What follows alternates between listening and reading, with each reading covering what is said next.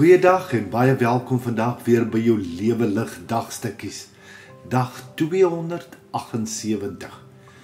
2 Petrus 1 vers 3.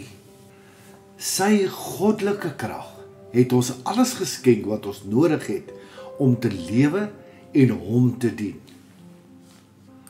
God gee elke dag vir ons al die bestanddele vir die bak van ons daaglikse brood. Maar ons moet die bakwerk doen. Alles is reeds gereed. Die ander oggend met my vroeg opstaan was daar nog 'n ernstige koue knyp in die lug. Onwillekeurig het my gedagtes teruggegaan na my kleintyd winteroggende. Ek onthou dit nog soos gister. In die stil van die vroeë oggend het my ma al voor die son kop uitgesteek het opgestaan. Die aga-koolstoof is brandgemaak en dan het mamma een vir een ons skoolklere op 'n stoeltjie voor die stoof kom hang. Die hemde, die broeke en alles wat aangetrek moes word. Almal het hulle beurt gekry. Teen die tyd dat jy aangetrek was jou kosblik ook klaar gepak en kon jy die pad vat skool toe. Vanoggend het dit my net weer getref. Dis presies hoe God met ons werk. Anders as ons, slymer of slaap hy nie.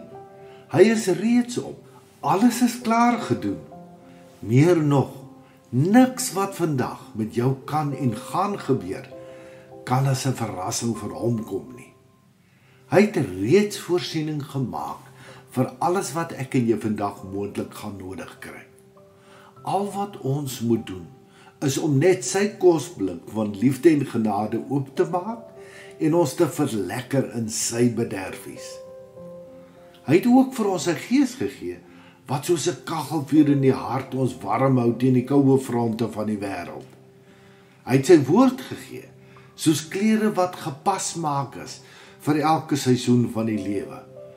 Maar die wonderlikste is, dat Jesus, die brood van die lewe en die lewende water self, by ons is, soos wat hy beloof het, tot aan die volëinding van die wêreld. Ons probleem is net, ons slaap laat, en dan skarrel ons so die dag in, dat ons baie keer vergeet om dit aan te trek, wat hy vir ons uitgehang het, en die kosblik te vat, wat hy vir ons vir die dag gepak het. Dis een ding om te weet jou klere is warm en reg, jou kosblik is gepak ensovoorts. Maar as jy nie dit aantrek en jou kosblik vat nie, gaan dit 'n baie en lang koue en hongerdag word. Ongelukkig lewe ons teen so spoed dat ons vergeet van alles wat God reeds vir ons gedoen het. Meer nog, ons het so gewoond geraak aan die wêreld se snoepiekos, dat ons uitmis op God se bederfies in die kosblik wat hy vir ons gepak het. Juist daarom moet ons ook daagliks kies om dit aan te trek waarin God reeds vir ons voorsien het. Paulus sê in Efesiërs 6, ons moet onsself beklee met die volle wapenrusting. En Kolossense sê, ons moet onsself beklee met innige meegevoel, goedhartigheid, nederigheid, sagmoedigheid en geduld. Dis die dinge wat jy so op 'n drafstap kry nie. Daardie dinge kry jy in jou stil word by God se Golgotha vuur se liefdesgloed.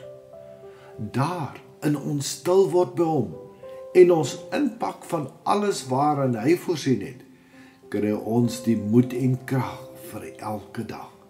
So onthou, jou hemelse Vader was reeds op toe jy nog geslaap het en hy het gesorg vir alles.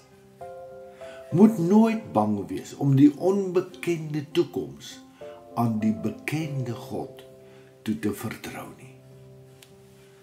Iets om oor na te dink. Hoekom dink jy is dit moeilik vir ons om te glo dat God in alles reeds voorsien het?